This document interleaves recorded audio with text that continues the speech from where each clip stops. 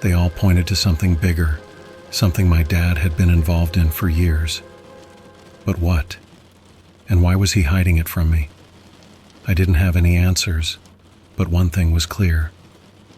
Whatever my dad was caught up in, it wasn't over. The letter had said as much.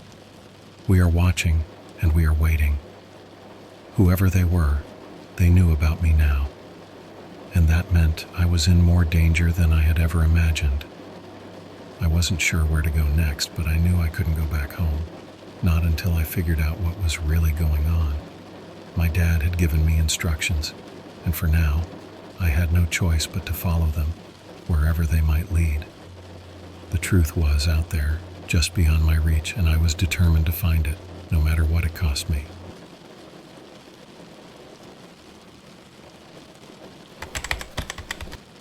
Driving away from that house, I couldn't shake the feeling that I had crossed a line, one that I could never uncross. The unease settled into a low, constant hum in the back of my mind, as if the very air around me was vibrating with something I couldn't see. I kept checking the rearview mirror, half expecting to see someone or something following me, but the road behind remained empty. Still, I couldn't shake the feeling that I wasn't alone, that somehow someone knew exactly where I was going and what I had discovered. I needed a place to think, somewhere I could regroup and figure out my next move. My first instinct was to find a motel, somewhere out of the way where I could blend in and be forgotten for a while. But then I remembered the letter in the box, the one with the cryptic warning about trusting no one. I couldn't just hide. I needed to dig deeper. That night I found a small, run-down motel on the outskirts of the next town over. It was the kind of place where the manager didn't ask questions, and the neighbors didn't care who you were, as long as you kept to yourself. Perfect for someone trying to lay low. The room was about as basic as you could get. A bed, a dresser, and a TV that looked like it hadn't been turned on since the 90s. I didn't bother with it.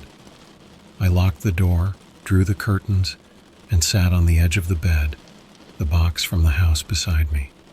The walls felt like they were closing in, but I forced myself to focus. I had to figure out what my dad had gotten himself into, and why it felt like I was being sucked into it too. I opened the box again, this time more carefully, as if the contents might reveal something new if I approached them differently. The photos still disturbed me, but now I focused on the faces in them, trying to see if any of them looked familiar. None of them did, but there was something about their expressions, stern, serious, like they were hiding something even as they posed for the camera. The photos were old, but not so old that the people in them couldn't still be around. Then I remembered the USB drive. I had brought my laptop with me, but I hesitated before plugging it in. The last time I had accessed the drive, it had only given me the letter, but something told me there was more to it. I was cautious. My dad had drilled security into me from a young age, and I knew better than to take things at face value, especially when it came to technology. I plugged in the USB drive, half expecting another cryptic message to pop up. But this time, something different happened. The drive seemed to come alive, its light flickering rapidly as my laptop screen went dark. For a moment, I thought I had triggered something I shouldn't have, maybe a virus or some kind of self-destruct mechanism, but then the screen lit up again, this time with a command prompt. My dad had always been old school, preferring code and command lines to flashy interfaces. I watched as a string of commands executed on their own, the screen filling with lines of text. Then, as quickly as it started, it stopped, and a single line of text appeared at the bottom of the screen. Access granted. Begin retrieval.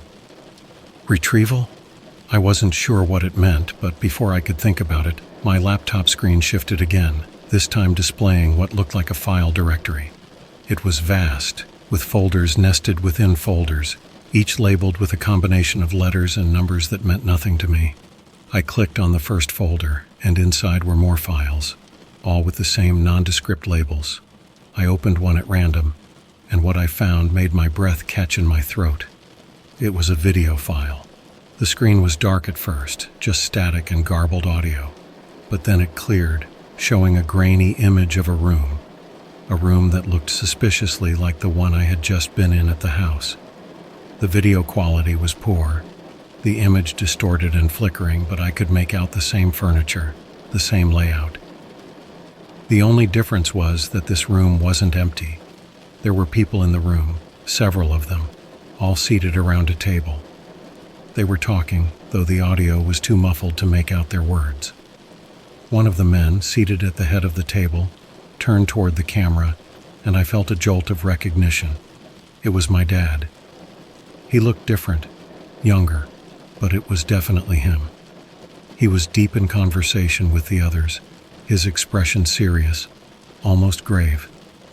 I couldn't tell what they were discussing, but whatever it was important. The video continued for a few minutes before abruptly cutting off. I clicked on another file, another video, this time of a different room, with different people. The pattern was the same, a group of people discussing something in hushed tones, all of them looking like they carried the weight of the world on their shoulders. I went through several more files, each one similar to the last. Secret meetings in shadowy rooms, people who seemed to be hiding from something or someone. But there was one thing that stood out in each video. My dad was in all of them, always there, always in the thick of it, always looking like he knew more than he let on. It wasn't just the videos either. There were documents too, files filled with reports, correspondence, and data. The more I looked, the more it became clear that this wasn't just about my dad. It was something much bigger, an organization maybe, or a network of people who had been operating in the shadows for years. And whatever they were involved in, it wasn't something they wanted the world to know about. I spent hours going through the files trying to piece together a story from the fragments I found. But the more I uncovered, the more questions I had. What was this organization? What were they trying to achieve? And most importantly, why was my dad involved? Eventually, I hit a dead end. The files were too fragmented, too scattered to form a complete picture. I needed more information, something to tie it all together. I thought back to the address in the black notebook, the one my dad had directed me to. There had to be a reason he sent me there, a reason he left those clues for me to find.